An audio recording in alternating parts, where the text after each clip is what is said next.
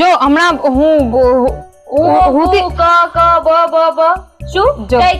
હમણાં રસોડામાં જેટલું પણ કામ હતું ને મેં જે પણ બનાવેલું હતું એ બધું ખાઈ લીધું અને વાસણ મૂકી દીધા ધોવા માટે. હા, એ દિવાળીનું કામ હતું.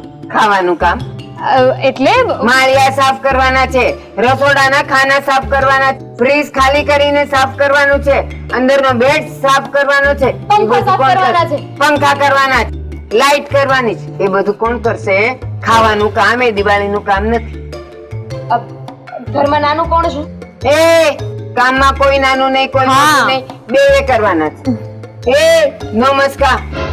હા, એટલે અમે બે કરીશું ને. હા બાપ, તમે શું કામ ઉપાધિ કરો છો?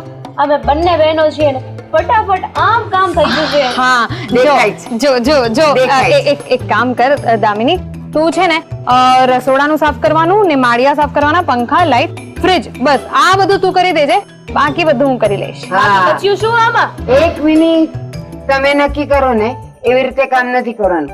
હું કહું એવી રીતે સીડી રહેવાની, એક જણ માળીએ ચડશે, ત્યાંથી સામાન આપશે, નીચે હોય એને સામાન બધો લૂછવાનો, પછી બીજાને આપે, ત્યાં સુધીમાં ઉપર માળિયું સાફ અને ચોખ્ખું થઈ જવું જોઈએ, અને પછી સામાન ગોઠવાઈ જવું જોઈએ. સેમ એવી રીતે ફ્રીજ, બેડ, રસોડાના ખાના, લાઈટ અને પંખા બંને મળીને કરવાના છે. કોઈએ કોઈના પર કામ થોપવાનું નથી. બા, કામ કોને કરવાનું છે? બેવે. તો પછી તમે શું કામ ઉપાધિ કરો છો? અમારા બંને કરવાનું છે ને, તો અમે કરી લઈશું. આ તમે છે ને જેટલો ટાઈમ પાસ કર્યો ને અત્યારે, એટલી વારમાં તો કામ થઈ ગયું. હા.